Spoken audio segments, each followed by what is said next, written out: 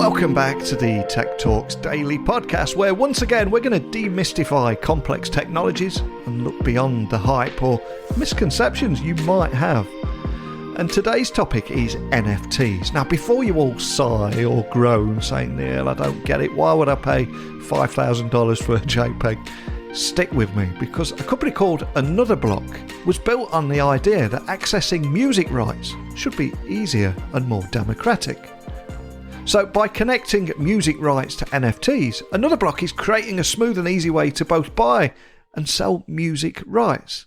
Essentially a community of music lovers building music rights catalogues together with their artists. So imagine a small slice of the music rights to your favourite song and your favourite artist has produced. That is essentially what they're doing. So if an idea of an NFT where you own a slice of the royalties of your favourite artist sounds appealing to you, you're in for a treat today. So buckle up and hold on tight as I beam your ears all the way to Stockholm in Sweden, where we're going to find out more. So, a massive warm welcome to the show. Can you tell the listeners a little about who you are and what you do? Thank you so much for hosting me. Glad to be here.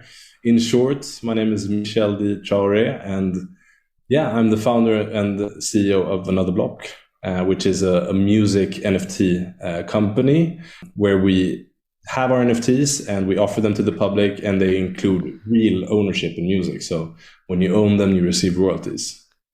And there's so much I'm excited about digging in on that very topic with you today, because it is a topic that will baffle some people, but I'm hoping we can demystify some of that technology. And I'd love to take you back in time for a moment. I mean, can you remember a time before NFTs, crypto, blockchain, and all that crazy stuff? And remember a time of where your passion for tech came from and how the worlds of tech and music would collide for you? Or ultimately, what put you on the path you're on today, and what's your origin story?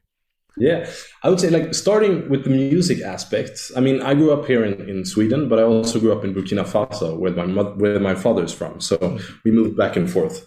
And in the late 90s, my dad actually set up the first modern record facility in Burkina, and even tried to do a local ASCAP for collections, and he had a factory for CDs and cassettes. So he really tried to build the industry from the ground up, and a lot of artists went through that. So I grew up in a home full of music, and I've always loved it. I tried to do some of myself, but it's never been good enough to be released. But yeah.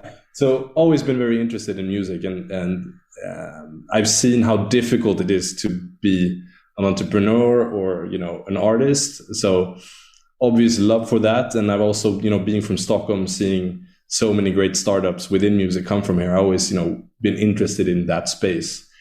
I would say tech. I was a bit later into that. I was never a gamer. I wasn't a developer, but it was actually when I was studying at the Stockholm School of Economics. During my last year there, I got an internship at Rocket Internet, if you know who they are. Yeah. So about 10 years ago, they were really cool, or they were really different, I would say. So they had, it's this German company who had a thesis of basically stealing ideas and doing them faster and on different markets. So they've been criticized, but what I will say is that they have created a lot of entrepreneurs, because when I went there, we were about 10 guys from my school who did that internship. And I think it demystified the whole experience of building within tech, because I just realized that, if you have an idea, it can go so fast between an idea and a product. And then whether or not that product works, that's a different story. But just, before that, I was thinking, it's such a hurdle to create something within tech. But after that, I was completely hooked. I was only there for a few months, but I was completely hooked in terms of I want to create things in this space.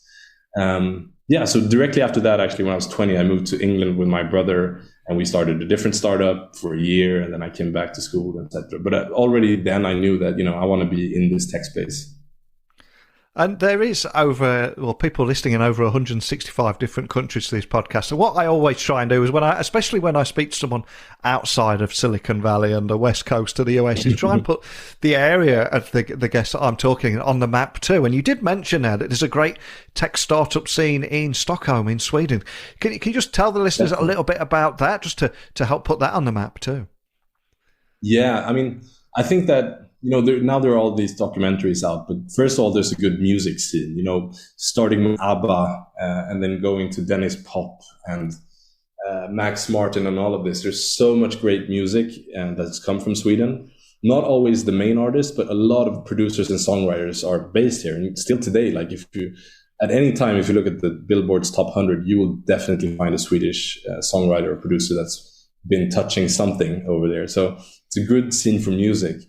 And on the tech side, obviously, Spotify is, the one that grabs the headlines. Great company, started here in Stockholm and, took over the world essentially. But also, Epidemic Sound was here. SoundCloud was also here. There's so many different business models and business and music startups that originated here. And yeah, I can't explain why more than the fact that, there are a lot of startups in general. And Swedes like music, broadband is good, and maybe that's the recipe. I'm not sure. Yeah, and there is so many great bands come out of Sweden, like you said. One of my favourites would be The Hives. I don't know if you remember them, but they're absolutely insane band live. Yeah, yeah, definitely. But of course, that path led you to Anotherblock, which is a community of music lovers building music rights catalogues. But can you tell me more about the story behind the company and also the problems that you set out to solve with technology? Because I think a lot of people outside of the music industry have no idea just how complex and difficult it can be. It is super complex and it's super different. I didn't come from the music industry. So, to me, a lot of things were, learning on site, and I got quite shocked by seeing some things. But yeah, I would say, my co-founder, Filip, he was the one who, originated the idea. He got signed as a producer. He got a pretty aggressive 80-20 deal, which means that 80% of the rights went to the label. So he already started, putting himself together with good people in the music industry. And he started on working on an idea based on, why nothing happened with the song, by the way. So he started thinking, this 80% I gave away, what would have happened if I would have given that away to the community or friends and family? Maybe, it would have grown more organically. And at the same time, I know, Bob Dylan, Neil Young, Shakira, all of these people started selling catalog. And I was thinking a lot about, it would have been so cool just to own a piece of that catalog, because it's a great saving, great, asset, but also super cool. Like people save CDs and vinyls, it would be awesome to collect, ownership in those big tracks. So that was where the idea started. And for us, the whole NFT layer, that was something that came later when we tried to figure out, what's the best way to make people partial owners of great songs. We still wanted to feel emotional and like a collectible. So if we would do it in Web 2 or more like a stock exchange, you wouldn't really get that emotional feeling to it. So the NFT technology, first of all, blockchain is brilliant for handling ownership on the internet. And then this NFT layer is really good in making people feel like they own something that they can be emotionally attached to. So for us, that was just the perfect technology to bring our vision into real life. So essentially, that's what we do. We have our NFTs, we work with great artists, and we create an emotional collectible. But that is not only emotional, it also, has real world contracts that are connected to them, which gives the owner rights to future royalties of that song. So, to date, right now we're doing 1 drop a month. We're going to be keeping that pace for a little bit, and then we're going to be ramping up. And in the end of next year, we're also going to allow for completely new artists to join that don't have a fan base. But right now we've done 3 drops. One was with Rehab and Laid Back Luke. One was with The Weeknd, a song by The Weeknd, and one was with Alan Walker and Ava Max. And in some of the cases, we work directly with the artists. In other cases, we work with producers, songwriters. We can even work with management teams or labels. So everything is in an effort to, bring real ownership to music to the fans and the people who want to own this music.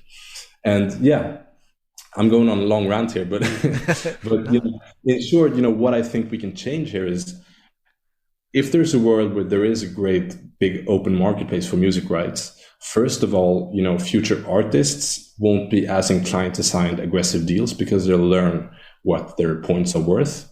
But also I see a path where a future artist can say that they have, a new project coming out. Instead of taking an advance for a label, they could sell 10% of their future project or their past project, share that ownership with people who love the music or who wants to invest in music, use that capital to then go to a label and just pay directly for services. And if they do that, they'd end up with 90% of the rights instead of 20. So we definitely think that, the issue now in the music industry is more about who owns the music rights than, how much is Spotify paying out. Because the fact of the matter is that they are paying out money, but the reason why the artist is not getting enough is because they don't have enough rights. And that's what we think we're part of changing.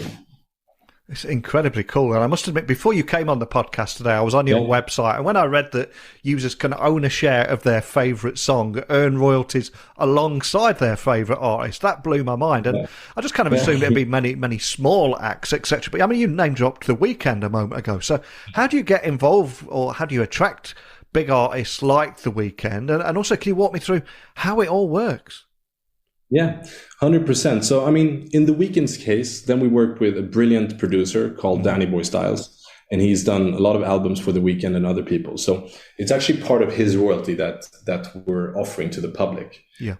So you can both get fans of the producer and the artist who own this. But like, if you like the song, then, the songwriter and the producer are often the hidden talent behind these songs. So if you like the song, we never shy away from saying who is the one who's selling. We're really proud of working with top producers as well.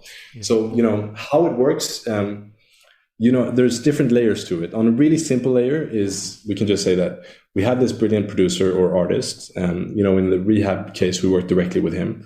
So we make sure that they commit to offering some of the rights to their track, an existing track or a new track.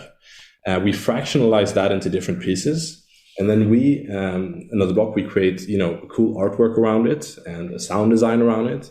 And then we offer it up for sale, where people can mint and then own a piece of the song. So they both own this, emotional part where it's nice artwork. It's cool. You're part of a community with other owners, but they also own the financial bit of it. So, every 6 months, they're going to get a royalty payment based on their ownership share. Wow. And just to bring this to life in my head, so how much would an average one cost? And what are the average kind of 6 month payment would you expect to get? I understand that they'll be completely different depending on the artist, etc. And I think that this is something we're really, we need to work on explaining to people. But so right now we're trying to make this available to a lot of people. So at mint, which means when you create the NFT, essentially, we want it to cost around $100 approximately. Yeah. And what you can expect in return over a year, I would say, is between 4 and 15%. So if you think of it in percentage terms, then it's a good alternative for investments. So this is not the type of NFT that will give you nothing or give you 100 or 1000x, this is more of a, this is a real asset, but then it depends on the song. So say if we do something with Michael Jackson, then we know it's an extremely stable asset. So, then the range is going to be way smaller. Maybe we say it's between 4 and 5% per year because we know what it streams, and then, the amount of return is lower, but the security and the stability is way, more high, so to speak. If we do something by an established artist, but a completely new song, say Drake, he's releasing a new album with 21 Savage on Friday. So if we do one of those songs, then the return may be between 3% and 10% per year. It's a wider range, but the security is also, the stability of the asset is also different. And if we do something by a completely new artist, then the return may be between 0.01% and 1,000% or 10,000%. So that's something we're trying to explain to the community now, that if they see a lower return, it may be because the level of security in this NFT, the level of the level of, I'm trying to find the word, the level of certainty, so to speak, is way higher. And when you see a wider range, it's because the level of certainty is lower, so there's more risk attached to it.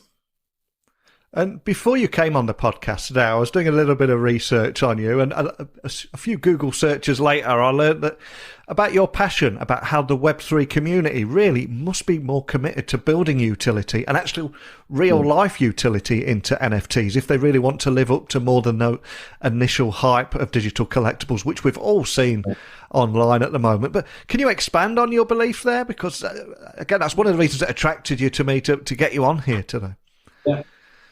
Definitely. So, I mean, I don't want to bash on the NFT industry because I think it's great technology. But at the same time, now that the bear market hit, the NFT trading is down like 97%. So what happened in this bull run was that you had some projects that were just images, essentially, that got insane valuations. And those images weren't tied to any real world ownership. So it's just the actual NFT, that you owned. And I think that's cool. And what I've learned now since joining the space for real is that some of these JPEGs, or whatever you want to call them, they're actually access to a community. And that community may have some sort of value. But I still found that there was way too many projects that just, delivered their NFTs, got their money, and then nothing happened and the project imploded, essentially. I really think that, and the reason why I didn't buy an NFT personally before starting this was I couldn't figure out what the value was. Like, I didn't know. Like, is this a good price? Is this, what is this? I was really into the space, but I couldn't just pull the trigger on something because I didn't understand what I was buying. And I think that what we're doing is taking the technology of NFTs to the next level by actually tying it to something in the real world. And I'm not saying that all the projects should be like that in the future, but I think it's good for the space if some projects are, because nobody can come and say that our NFTs are just a pyramid scheme or, something just waiting for the next greater fool to buy them. Like, our NFTs actually have a value. It can drop to zero, but that would be insane because then it's an arbitrage opportunity. Like, they're tied to cash flow, they're tied to something real. And I think that, we're leveraging the NFT technology to bring our vision into life. And that means that it brings, more respect into the whole space because it doesn't become just gambling anymore. It's something different. And we had discussions internally, should we even call this an NFT? Yeah. Is the word tainted in some way? We ended up going with the word, and we're doing it still because we think that projects like ours and others will change what NFTs mean, and we hope that it will mean, just a technical solution, and then the project itself brings the value of the word into life. And it's so refreshing to hear you say that and just to have this conversation, because I know you said a moment ago you don't want to bash the NFT community here, far from it, but there has been a lot of celebrities and hype, or celebrities in particular that maybe have took a few bungs here and there to promote NFTs, and there'll be other people listening that, or just watching from the sidelines, that see all this happening and thinking, that it's just full of scams and everything. But as you said there, for what you're doing, it's actually tied to something real, isn't it? And I think that it will take time. I think the bear market now is actually very good for the industry because a celebrity can't just go out and raise millions on NFTs anymore. There aren't buyers for it right now. So that means that there are more serious projects that get more of the spotlight right now, which I think is really good. And I just think that what I hope is that people will soon be able to separate NFT projects from each other, and judge them for what they are and see the NFTs as tech, which it is. And I'm curious, when you're doing this and you're looking at introducing song rights to a free and open market, how do you see that increasing the value of music? Because that's your mission, right? Yeah, I mean, we think that, already now we can see that, when things hit the open market, it often goes up slightly in price. Yeah. And already there, I think it brings something to light that, the feeling of owning something might be more than the actual, royalties that you earn. So already there, I think we're on to something. But then I also think that, the more people who own music rights, the more people will be willing to pay for music as well. So I think that there's just so many things in what we do that can increase the value of music. And, it's just a start. I think that when we start having completely independent artists that do NFTs via us, then you'll be able to own a part of their rights, but you'll obviously pay way more for the rights than what they're worth in that case. So when we do something with a big artist, then at Mint, the price is set. We set the price to what the royalties are worth so that you get your return. But say that we do things with completely independent artists, then what you're actually paying is you're contributing to their project, you're supporting them. And that's different. So if you have somebody who's been doing something in their basement for years, and then they're doing something with us, then obviously, the people investing in them aren't doing it for the constant royalty flows. They're doing it because they want to support that artist. But they're doing it while owning rights. So if that artist blows up, that's great for them. But, in that case, I think that a lot of people will pay for their NFTs, and they'll pay way more than, what the monetary value is at that point, which I think is great for, the value of music in general, especially for completely new artists. I'm curious, has it attracted hardcore music fans that are kind of looking out for that next big artist? Because any music fan, they always love to listen to things that don't even exist yet, So it's the people in your community looking for that next big cool act that's going to break through. I definitely think so. And people in the office are completely in on that thought. They're way better than me at finding new music. A quick shout out to today's sponsor, Nextiva. If you find yourself switching between a bunch of different apps just to talk to your customers and your team, you need Nextiva, because Nextiva helps you calm the madness of customer and team conversations by giving you just one place to call, text, chat, email and video meet. And the real special thing here is that you'll see the entire conversation history in a single thread. So now, when a customer contacts you, you'll see their entire story, so you can say the right thing right now. So get one app to manage all of your customer and team conversations by getting Nextiva. And you can do that by visiting nextiva.com/techtalkdaily. And I've got to ask, what feedback have you received, both from the community of music lovers out there and indeed artists? Do you get to hear any feedback, suggestions, etc. from your community, and how's it been responded? Yeah, the community so far, it's been really, really positive. I think that they like the fact that we're different. This is something different, from other communities. And right now, we are growing the most by people who are already in the Web3 space, and then they find our project. So to them, it's novelty, it's cool, it's different, it's good for the whole space. So we get a lot of positive feedback.